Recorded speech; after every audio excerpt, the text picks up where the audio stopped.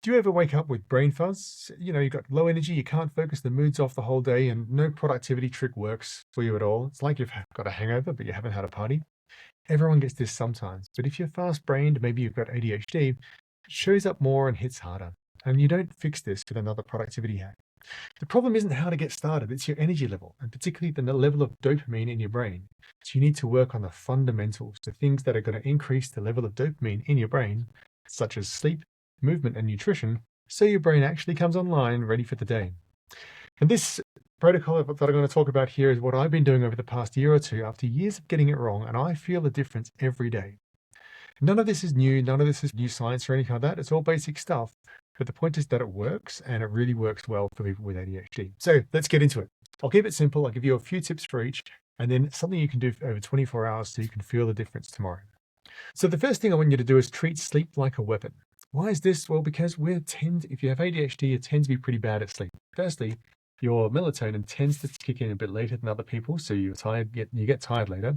And secondly, we have a habit of overthinking at night and staying up and having a bit of insomnia. And what's happening here is that something goes wrong during the day, whatever it is, we turn the lights off, there's no stimulation, and suddenly our brain thinks, oh, I've got to think of all of the things that went wrong and all the things I could have done better and all the things I haven't finished. So you're overthinking, your brain's active, and then you have terrible sleep, and suddenly it's 2 a.m. The next day, of course, you're more tired, and guess what? You're going to overthink again, and that makes it a terrible cycle. So treat sleep like a secret weapon. You want to focus on consistent timing and the right stimulation. What I mean by the right stimulation is instead of going from lots of stimulation, like even if you're being calm, you've got the lights on and things are happening, to zero stimulation, lights off, still silence, where your brain just kicks off. You want something that's a progressive reduction in stimulation, so the brain shuts down gently. And we need to sleep and wake at the same time every day so we can train our body when sleep happens. So how do we do this? Well, there's 3 simple rules. Firstly, no caffeine after midday, because caffeine has about an 8-hour half-life in our body, and it's still around. If you have it at 4 p.m, the caffeine's still there, it's still stimulating you. If you're having stimulants, you want to think about how they affect your sleep as well.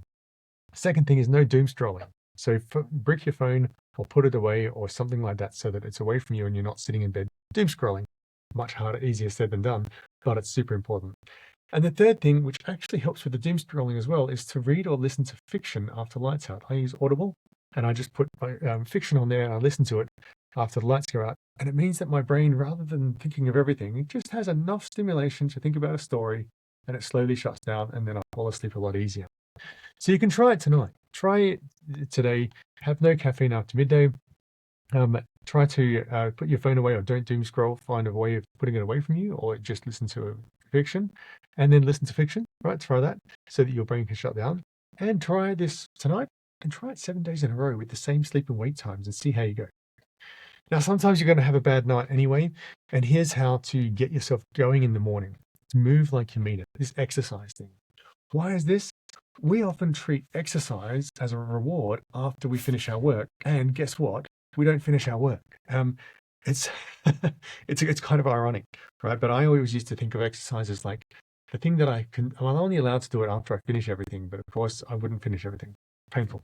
So for our brains in particular, exercise is a primer for work. When you do exercise, it boosts your dopamine, and it means that you're ready to do work. So here's how to kick off your morning. Get outside. Before you start anything else, before you have your coffee, before you have your breakfast, before you check your inbox to your phone, get dressed, go for a walk outside. A bit of light nudges your arousal systems. It helps you regulate your dopamine, your noradrenaline, your melatonin, all those things, so your attention comes online and it resets you. A bit of nature if you can, a bit of just getting outside and walking in fresh air. Do it for half an hour, listen to a podcast if you like, then come back home and start your regular routine. You'll find that if you do this, your body is much more ready for the day and you have much more energy for the whole day because you've reset your baseline for the day, right? If it's dark outside and you have a daylight lamp, try using that over breakfast.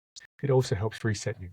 So tomorrow, 2 minutes before you touch email tomorrow, go outside and go for a walk, see how it goes. Now, if you've done this and you're feeling sharper, you've got to not cause a crash. You want to fuel for focus. So eat like it matters. This is the third thing. Why is this? Well, we tend to chase dopamine and we tend to chase energy spikes. We love it. So things like quick hits like ultra processed food, sugar, simple carbohydrates, caffeine, other substances such as alcohol and nicotine. From these things, we get a spike and then we get a crash, and the crash creates fog. But also that up and down just upsets our system. And so it means that we are much less likely to be able to focus when we want to. So instead of that, what we need to do is focus on protein and slow carbohydrates because it stabilizes the glucose and the protein provides building blocks that support dopamine production in our brain. That's actually how dopamine works. So doing this won't give you an immediate improvement. You're not going to sort of eat well and then suddenly feel better, but you'll feel it over time. So try this.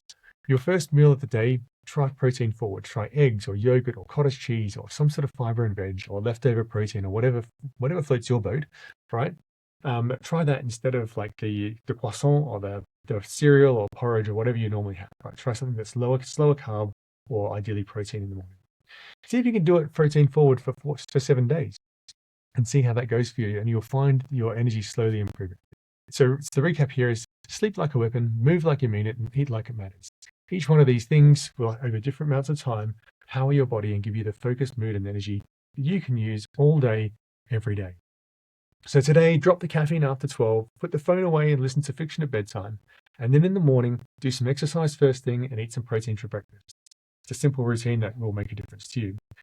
And then at 11 o'clock, just take a check of yourself. Score your focus, your energy, and your mood. See how you feel. Does this actually help you?